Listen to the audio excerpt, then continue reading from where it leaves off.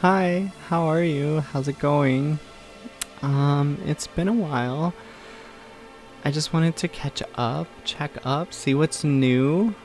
This is actually like my second draft of this video and my fourth time trying to film it, which hopefully explains why it's coming out in February.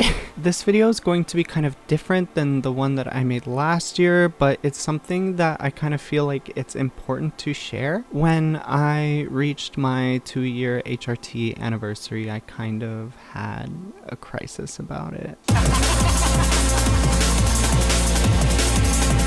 I really want to preface this video by saying it is not my intention to just come on here and like complain or vent.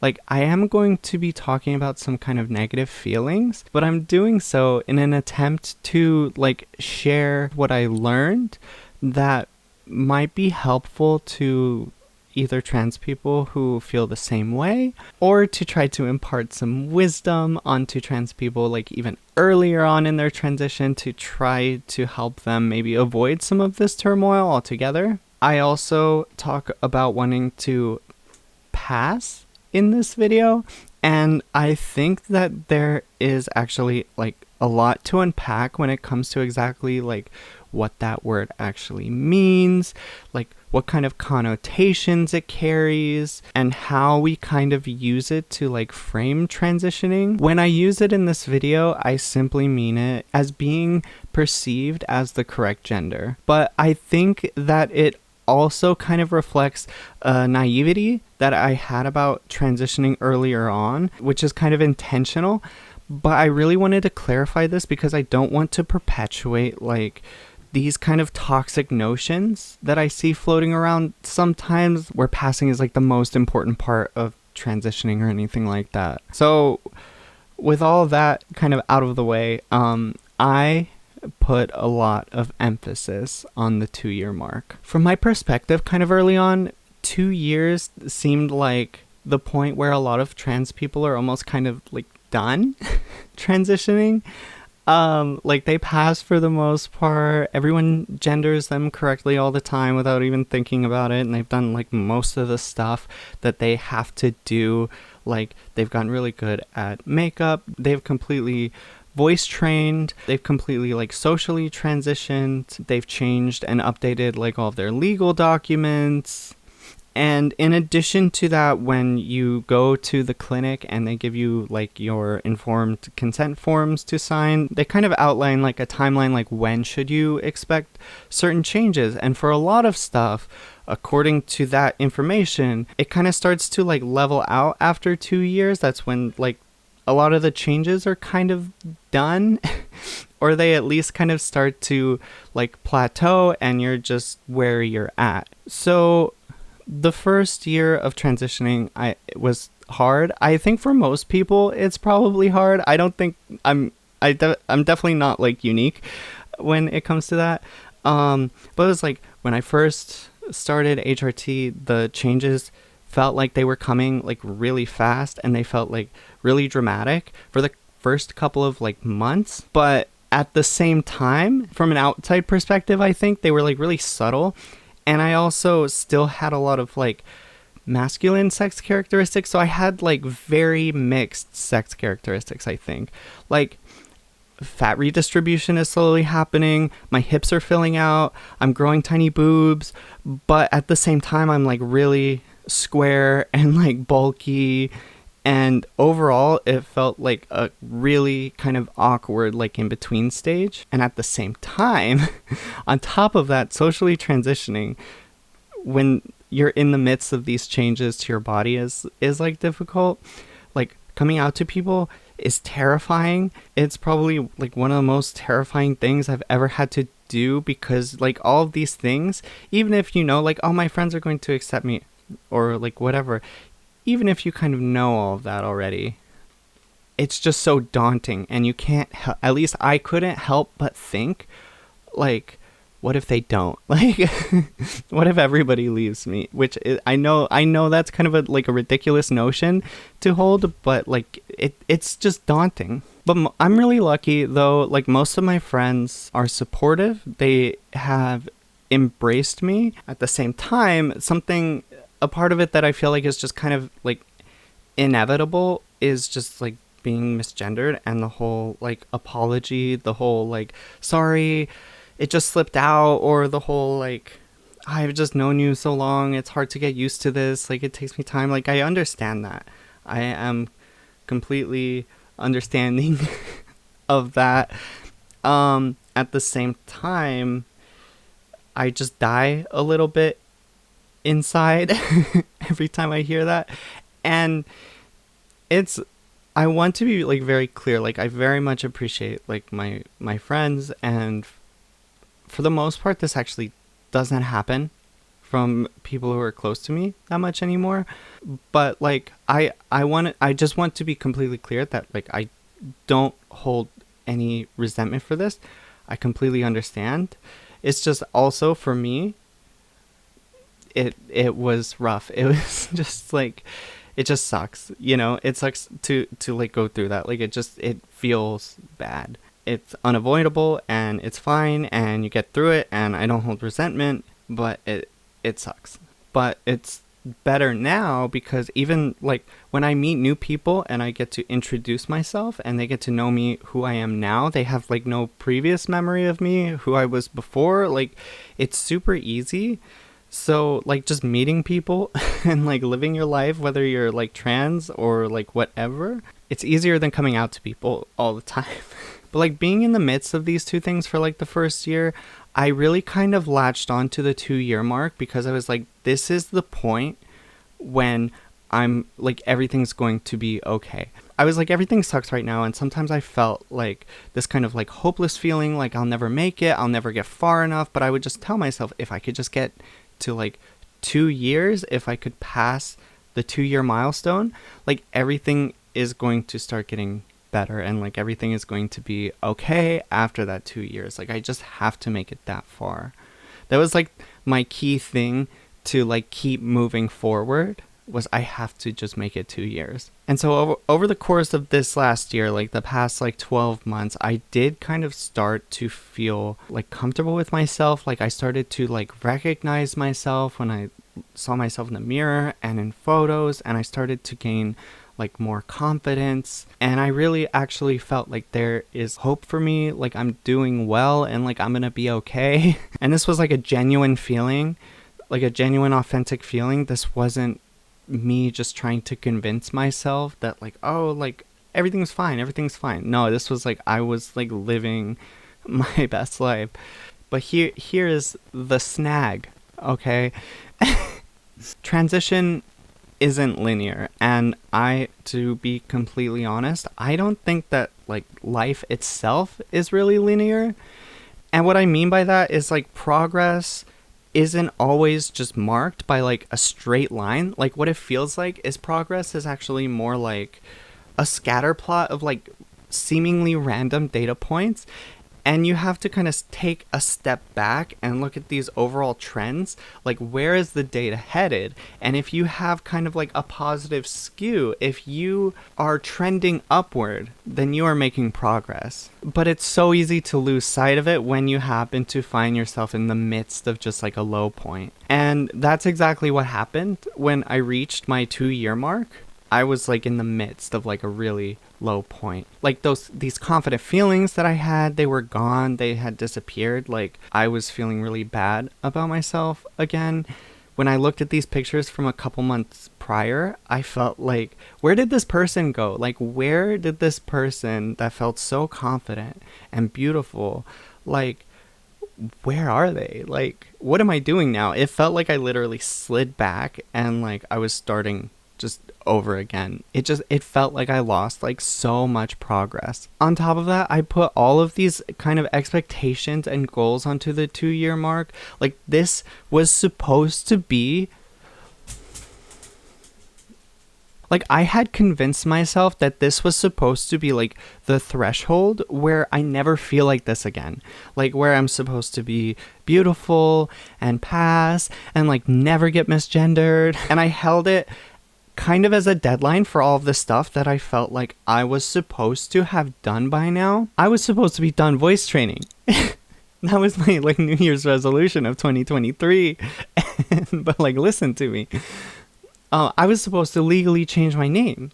Instead, like last year, I renewed my driver's license with my dead name. And like having to do that, I felt like a failure. This was the part, like I was in kind of the midst of despair. Like I felt hopeless. I was literally telling myself like, if it didn't get better for me after like 2 years, is it ever going to get better for me? And I was convinced like, no, like this is it. This is as good as it's gonna get. Like I better just kind of give up. Like I was fucking going through it. And at a certain point, I feel like I hit the floor, like emotionally, and I had nowhere else to go. But to kind of back up and look at everything and just try to like look at the situation like objectively, which this is very much an emotional thing. This is my subjective like emotional experience. But what I mean by that is to look at the bigger picture, take inventory of everything, put everything into perspective. I looked at the scatter plot. Like, it's true that might have been my lowest emotional point of 2023. But the floor, like the bottom line, is still a lot higher than where my lowest point was in 2020. It's a lot higher than where my lowest point was in 2019. Like, relative to how I was doing a few years ago, I'm still doing like so good. Looking at like this didn't just take me out of the sadness. I think that this like sadness is just something that I kind of had to feel and I had to kind of process, but it gave me perspective. And it's something that like with this perspective, I knew that I was going to make it through. I was going to recover, and I was going to become this like more confident person that I was just a couple months ago. Another thing has been just like learning to show myself kindness. It's really easy for me to like fall into these kind of like self-deprecating thought patterns where I'm just telling myself all the time I'm not good enough and this and this. But what that means in this is like giving myself credit for things that I have done. Over the past year, I have done a lot. Like I've been working, I've been going to school, going to the gym, like trying to take care of my health, trying to get an education, and it's just hard to balance everything. And people only have so much time and energy to do things. And so looking back, it's super easy to kind of beat myself up over it and say like, oh, I should have made stuff like voice training like a higher priority. But I just have to acknowledge it's not like I've just kind of been sitting around and like doing nothing or just sitting on my ass. It's like not only do I have to kind of live with the choices that I make, but I have to acknowledge that like these choices were still like they still benefit me. Like I still made progress. And so I have to give myself credit for the ways that I did make progress, even though they don't necessarily pertain to like transitioning, even if they're different avenues. Like I'm still getting better. I'm still trying to improve myself in some way. I also want to add, in the past like month since I've been like working on this video, I have started taking steps. Like I have all the paperwork to change my name. It's just a matter of like filing it, and I have been to the courthouse like 3 times, and each time they told me to come back a different day because they were full, and it's first come first serve, and the same office that handles name changes does like a million other things. I guess we don't get our own office. That's fine. It's probably like I don't know it, but it is what it is. I wish I could make an appointment. I'm going off on a huge tangent, but I'm just saying. I'm taking steps. Like I'm trying to do the thing. I have appointments to do voice therapy. So me telling myself that I missed the deadline, I missed my opportunity to do all of these things, I'm already like I am currently proving that is not true, that I am doing things. Another thing that I do that like self-sabotages is I just compare myself to others too much. Like I see trans women online who look perfect, like absolutely flawless after like 6 months HRT, and it just like tears me apart because it just makes me feel like I'm not good enough, like there's something wrong with me. Like, why is it working for them so much better than it's working for me? But it's really not fair for me to do that. It's not fair for me to compare myself to them, because the reality is I didn't start hormones until I was 27, and like there's a lot of like valid reasons for that, but I have to acknowledge that a lot of the people that I'm comparing myself to, they're just young. They're just like young and beautiful, and this is a whole other can of worms to unpack, but it's like mixed together with the fact that like it's hard for me to cope that I'll never get my 20s back. It feels like that part of my life is just missing. I'll never be able to be like a young woman in my early 20s, but I am grateful to be able to be a woman in my 30s and be like a cool wine mom, kind of. Like, I go to Target and like get a little rosé. It's cute. In addition to that, up until like this last September, I still had a job that required like a lot of manual labor. And I feel like there is also a lot to unpack when it comes to like the intersection between labor and gender, and how your relationship with that intersection kind of like changes or doesn't change as you transition. Like, it's this kind of whole can of worms that is not within the scope of this video. It's very much outside of that. But like, the point that I'm trying to get across is manual labor is hard on anyone's body. Anybody. It doesn't matter if you're cis or trans or male or female. It is difficult. And I have been doing it for like over 10 years. And so looking at that, it's like, of course I'm going to be kind of bulky and have like these kind of like weird proportions, because I'm just moving stuff around in like really unergonomic ways. There is a reason that warehouse workers don't look like bodybuilders. You know, it's different than exercise. And I would have loved to not have had to do that. I would have loved to kind of like quit and take time off to go to the gym and take care of my health and do things in more like productive ways.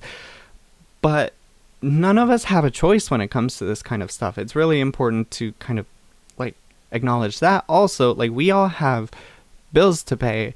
We all have to make ends meet in one way or another. I was in this one kind of situation where this is what I had to do. And so it's not fair for me to compare myself to other people from other situations who have to do other things to pay the bills, who don't necessarily have to lift bulky boxes.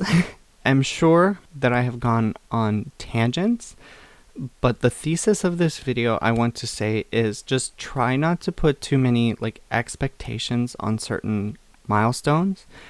Like, maybe it's good to have this kind of guide of like, where should you expect to see yourself in a couple of years, but you also have to take into account that everybody kind of starts from their own position. Everybody kind of comes from their own like unique circumstances, and so you kind of need to allow yourself room, and you just need to you need to be kind to yourself. Like, I know that's so much easier said than done, but it's something like we all have to work on being kind to ourselves and giving ourselves credit for the progress that we do make. I also kind of feel like we're never really like done transitioning. I think like at a certain point, our internal sense of gender does kind of align with the gender that we live as, but also the way that we like do gender is constantly changing from one stage of life to the next. So we're also kind of learning and changing and like trying to figure out where we fit in and how we're like supposed to be. Like, for example, like being an office girly is different than being a warehouse girly or a warehouse boy or a retail boy. So there's always this kind of learning curve when you go to like a new position to figure out where exactly you fit in. At this point, this branches off into something that I think is a little more universal, that kind of applies a little more to everybody. Like, this is something that everybody's going through. We're all kind of going through these different stages of life. So what I'm trying to say is that at some point, I think that the trans aspect of our identities kind of just incorporates into this kind of personal growth and this personal development that we're all kind of just doing all the time. Like, we're all continuous projects. Like, we're all constantly trying to develop ourselves and determine like what our values are and reevaluating everything. And I think that's just kind of part of the human experience. There is a quote, I feel like this is from Ghost in the Shell, but it's something like, fuck, I have to try to find this. I feel like it's something like, to resist change is to resist what makes us human, or something like that. もう一つ、私が私でいられる保証は。その保証はない。人は絶えず変化するものだし、君が今の君自身であろうとする執着が君を制約し続ける。Something that is important for me to acknowledge about myself as well. I feel like I should just... Do you know why I've reshot this video like 4 times? It's because none of the times have I worn cat ears. I have to wear cat ears for this part. It's just how it is. I want to add that this whole like journey of discovering myself, learning to like love and accept myself, and then trying to be like my authentic self, I've been forced to reconcile with the fact that on some like intrinsic level of my very like core being, I am just inherently cringe. And I want to be like crystal clear, like absolutely clear, that I'm not saying that this is like a trans thing.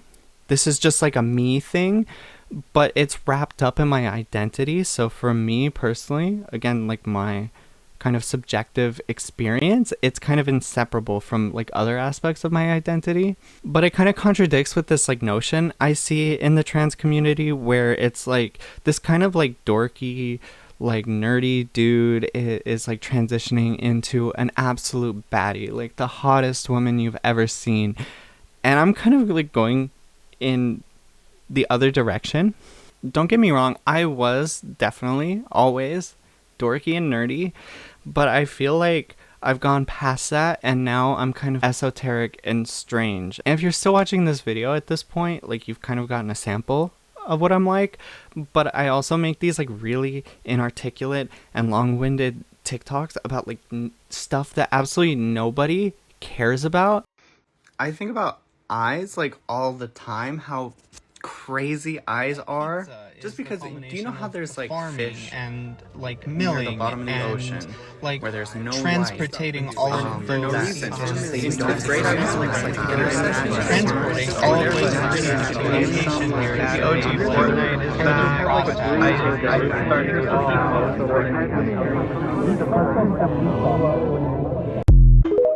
I feel like I was actually palatable before. I feel like I could kind of get along with people, make small talk. I wasn't that off-putting, but like being like that, like trying to fit myself into a box to be palatable to other people was miserable. It was just so inauthentic to who I actually am.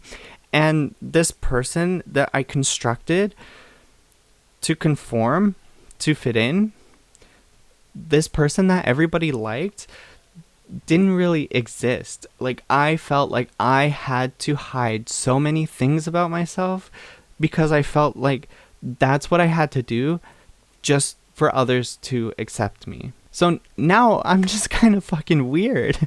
Like, and materially, this is kind of detrimental. Like, this doesn't help me to make friends.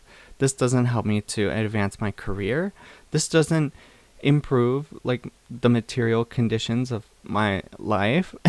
But I'm being like who I actually am. I'm being authentic. There's this quote from this essay by Tim Kreider, I believe is how you say his name. I'm sorry if I mispronounce it. But I see it turned into memes a lot. If we want the rewards of being loved, we have to submit to the mortifying ordeal of being known. And I think about this a lot. The essay is about how you can't control how other people like subjectively perceive you. You have no way of knowing what the concept of you that they hold in their mind is actually like. But it also kind of makes me think of this like yearning that I have to be seen and understood and accepted for who I am, even though who I truly am is this kind of like messy, unpalatable person. And I feel like if the statement is true, I can't truly be known if I'm like suppressing things about my true nature. In order to be known, I have to allow myself to exist, and I have to inhabit a part of the world. And therefore, like, all of those things are requirements to being loved. If I don't allow myself to do this, there is no way for me to be loved. And so, like, that is what I am now. Before I transitioned, I felt so detached. I didn't really exist. I kind of dissociated a lot. I felt so literally like my body was just kind of a vessel for my soul. And it felt like I was just kind of watching life go by. Like somebody else is acting out my part in a movie that I'm watching from like behind my eyes. But now I am part of the world, and my body isn't just like some vehicle. It's me. Like, I am actually here. I actually get to do stuff and experience stuff and like hear things and listen to things and taste things and touch things and smell things. And like, I'm not just watching somebody else do those things. Like, I'm actually doing all of these things. I am actually like here right now in this room talking to a camera. But I feel like there might be some middle ground that I have to kind of figure out. Like, I think that there is space for me to get more normaler and like assimilate a little bit more while still allowing myself to kind of be authentic. I would like to be able to talk to people or go to a party without getting so much anxiety. I really want to know how to dance. And these are just more steps in my kind of like never-ending project to continuously create myself. So if you're still watching, remember, just try your best, be nice to yourself. I think that learning to be gentle with ourselves is just kind of part of the work that we have to do in transitioning. Like, it's really important to learn to take care of yourself emotionally. It's just as important as like learning how to do eyeliner or like what kind of clothes look good on you. And so I just want you to know that I'm proud of you and we're gonna be okay. Thank you so much for watching. Subscribe if you don't want to miss my next video in 14 months.